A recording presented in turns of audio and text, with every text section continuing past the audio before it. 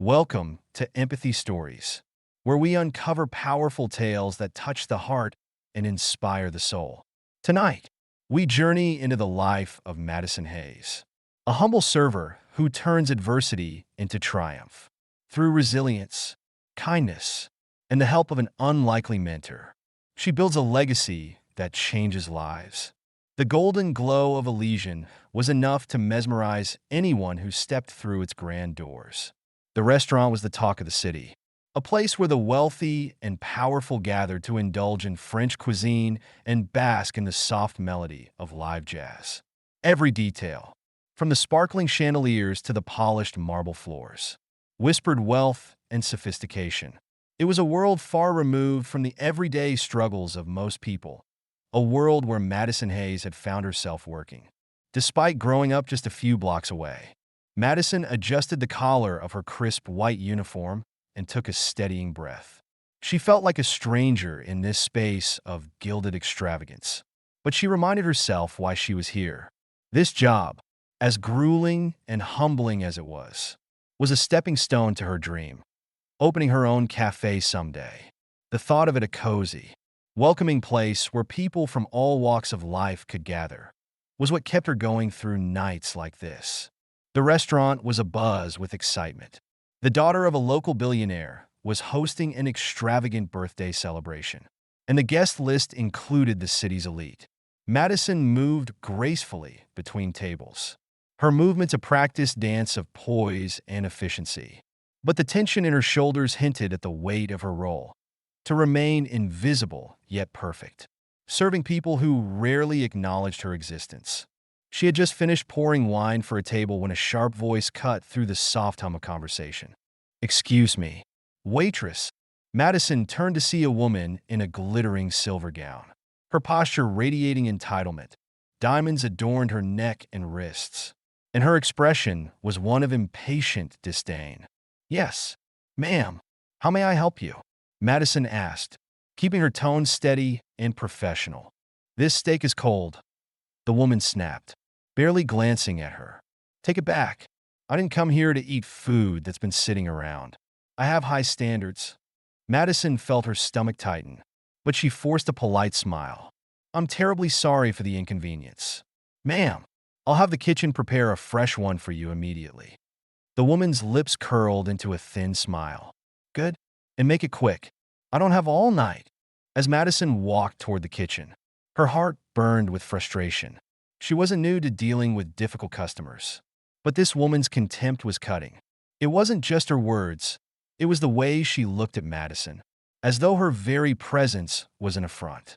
Inside the bustling kitchen, the head chef, Mark, took the order with a knowing shake of his head. "Another cold steak? Patience isn't exactly a virtue here." "Huh?"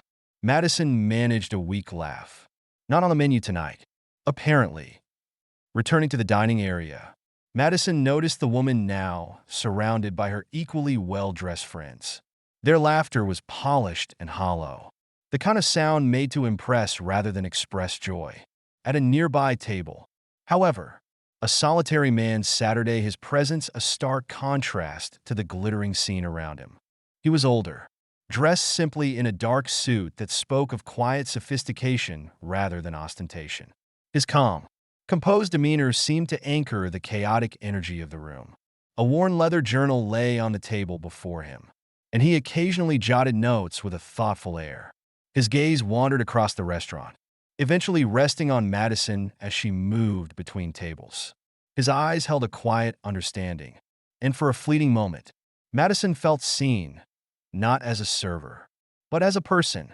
The woman's cold voice pulled Madison back to reality. Finally, she sneered as Madison placed the newly prepared steak before her. After inspecting it with exaggerated scrutiny, the woman demanded, "Bring me another glass of your finest wine, and be quick about it." "Yes, ma'am," Madison replied, retreating to the bar. As she poured the wine, the woman's mocking laughter reached her ears, followed by a cutting remark.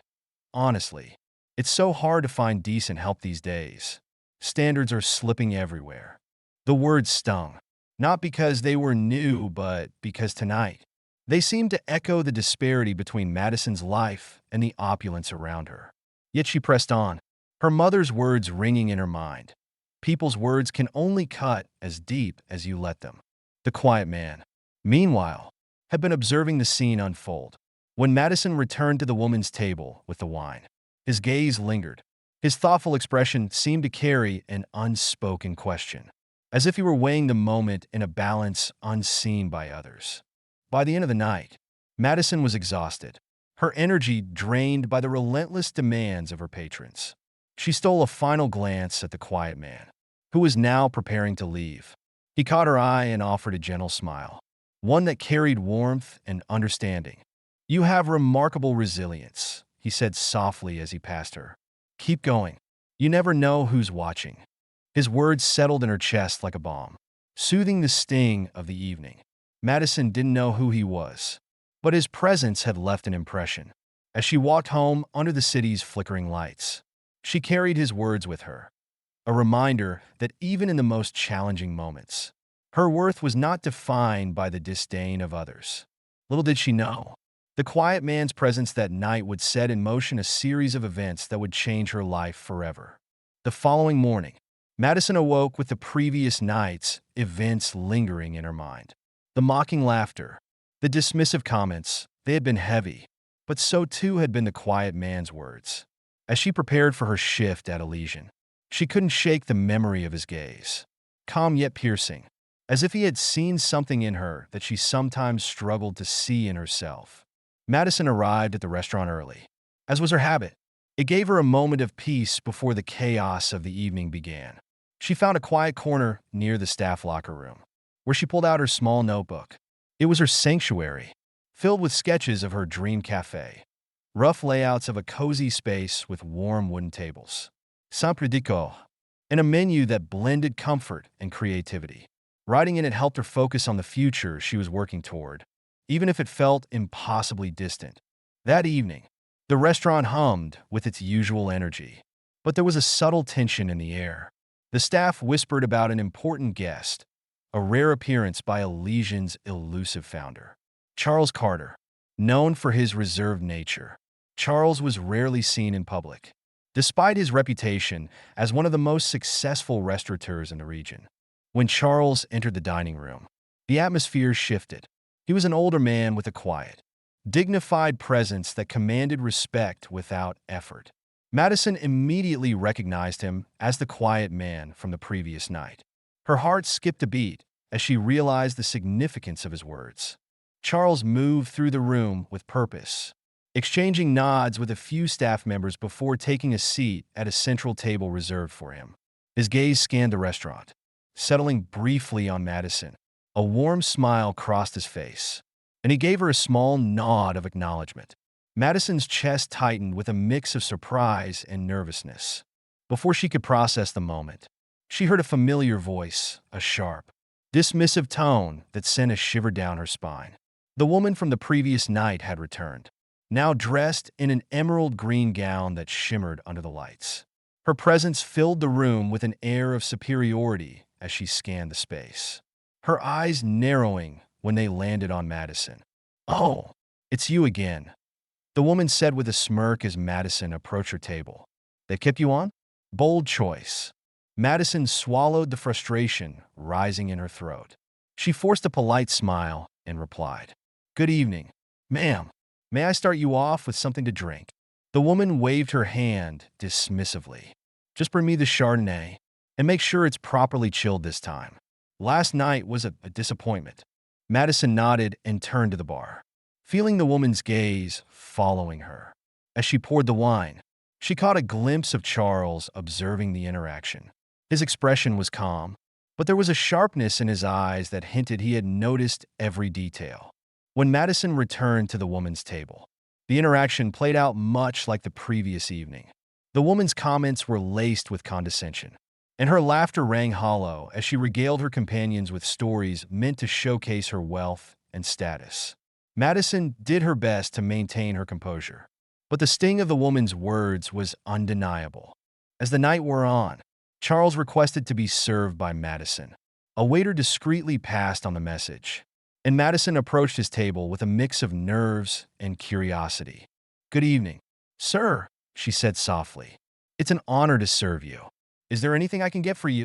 Charles looked up at her with a kind smile. "Good evening, Madison. I'd like the house special, please, and another bottle of your finest red wine." Hearing her name from him was startling, and she realized he must have taken note of her name tag the night before. His tone was warm, almost fatherly, and it steadied her nerves. She nodded, her voice steady. "Of course, sir. I'll bring that out shortly." As she served Charles, she noticed the woman in green watching them from her table, her expression shifting from smug to uncertain. The realization seemed to dawn on her slowly. The man Madison was serving wasn't just another patron. He was the owner of Elysian. When Charles finally addressed her, his voice was calm but firm. "I couldn't help but notice how you've been speaking to my staff," he said, meeting her gaze directly. The woman paled, her confidence crumbling. I didn't mean, I thought she was just," she stammered, struggling to find her words. "She is a valued member of my team." Charles interrupted gently but firmly. "And as such, she deserves the same respect as anyone else in this room." The woman's face flushed crimson, and she fell silent, her hands trembling as she fumbled with her napkin. The dining room seemed to hold its breath, the weight of Charles's quiet reprimand hanging in the air. Madison's heart raced as she retreated to the kitchen, her emotions a whirlwind of gratitude and vindication. She had never imagined that someone in Charles Carter's position would stand up for her so openly, and the gesture filled her with a deep sense of validation. As the night drew to a close, Charles stopped Madison as she cleared a table. "Madison," he said, his tone soft, "you have more strength than you realize. I've been watching, and I see something in you. You remind me of myself at your age." She blinked, taken aback by his words. "Thank you, sir," she murmured, unsure of what else to say. Charles smiled. "Keep going. You have the potential to do great things. And when the time is right, I'd like to discuss an opportunity with you." Madison's breath caught, a spark of hope igniting in her chest. As Charles walked away, she felt a newfound sense of possibility. His words stayed with her, a quiet reassurance that perhaps her dreams weren't as far out of reach as she had always believed. What Madison didn't yet know was that this moment was the beginning of a journey that would transform her life and her dream forever. The days after that fateful evening were a whirlwind of change for Madison. Charles Carter, true to his word, reached out with a proposition that seemed almost too good to be true. He wanted her to partner with him on a new restaurant. It would be her vision, her dream, brought to life, with his resources and mentorship to guide her. When Madison first sat down with Charles to discuss the idea, she could hardly believe it. They met at a modest cafe, far removed from the grandeur of Elysian. It was warm and unassuming, the kind of place that resonated with the dream she had carried in her heart for so long. Charles, with his quiet demeanor and keen insight, wasted no time getting to the heart of the matter.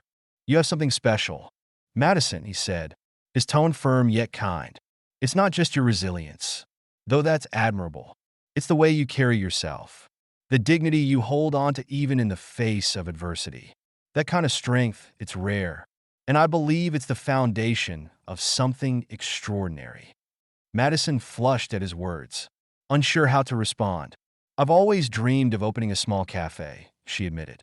"Something simple, a place where people feel welcome. But I never thought it would be possible. I don't have the money, and I've never managed anything before." Charles leaned forward, his eyes steady on hers. "That's where I come in. I'll provide the funding and guide you through the process. You'll learn everything: management, finances, customer service, even marketing. This will be your dream, Madison, and I'll help you bring it to life." For a moment, she sat in stunned silence, her mind racing with possibilities. Could this really happen? Could she, the girl who had grown up in a modest neighborhood, build something that was truly hers? Slowly, a sense of determination began to take root. She looked up at Charles, her voice soft but resolute. "I don't know if I deserve this, but I promise I won't let you down." Charles's smile was warm, filled with quiet pride. I know you won't. The weeks that followed were the busiest of Madison's life. She juggled her shifts at Elysian with planning and preparation for the new restaurant. The chosen location was a charming but dilapidated space on the edge of downtown, nestled between small shops and galleries. At first glance, it seemed impossible: cracked walls, creaky floorboards, and an air of neglect that spoke of years without care. But Charles saw potential. And soon, so did Madison. This is a blank canvas, Charles told her as they stood in the empty space. You get to decide how to bring it to life. Madison poured herself into the work, throwing her heart and soul into every detail. She spent mornings choosing paint colors and furniture, afternoons meeting with contractors, and evenings sketching menu ideas in her notebook. Charles was always there, a steady presence, offering guidance without ever imposing his vision on hers. The menu became her passion, a reflection of her roots and her dreams. She drew inspiration from her mother's recipes, infusing them with her own creative flair. She wanted the food to tell a story, to evoke the warmth and comfort of home while offering something fresh and unique. Charles encouraged her every step of the way, reminding her that her voice, her perspective, was what would make the restaurant truly special. People don't just come for the food, he said one afternoon as they reviewed her menu draft.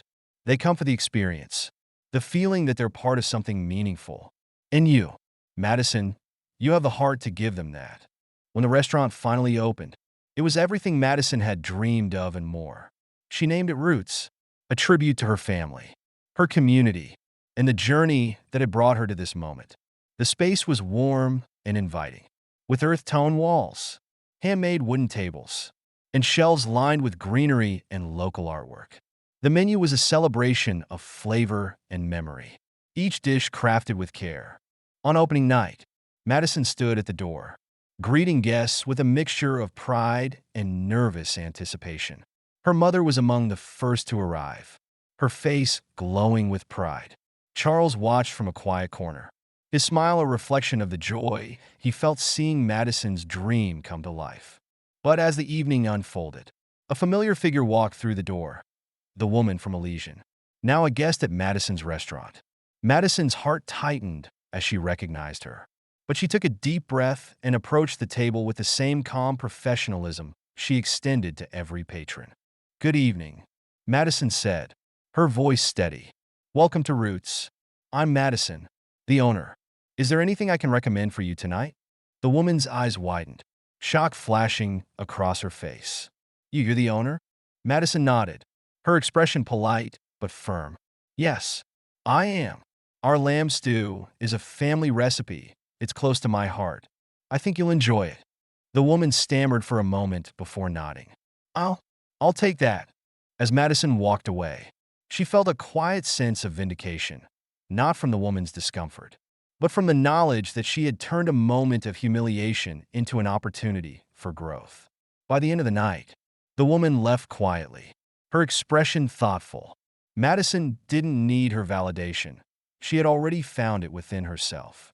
Over the months, Roots became more than just a restaurant. It was a gathering place, a hub of connection and community. Madison started a pay-it-forward program, allowing patrons to purchase meals for those in need. She partnered with local artists, displaying their work on the walls, and hosted community nights where people could share stories, music, and dreams. Madison's calm patience and unwavering dedication became the heart of Roots. Each guest who walked through the door felt her warmth, her empathy, and her belief in the power of kindness. And in the quiet moments, when she looked around at the filled tables and heard the hum of laughter and conversation, she knew she had built more than a business. She had built a legacy of hope and resilience.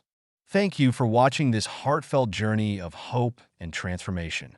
Madison's story reminds us that even in the face of injustice, strength and kindness can pave the way for a brighter future. If this story touched you, please like, share, and subscribe to Empathy Stories for more tales of courage and compassion. Together, let's spread the power of empathy.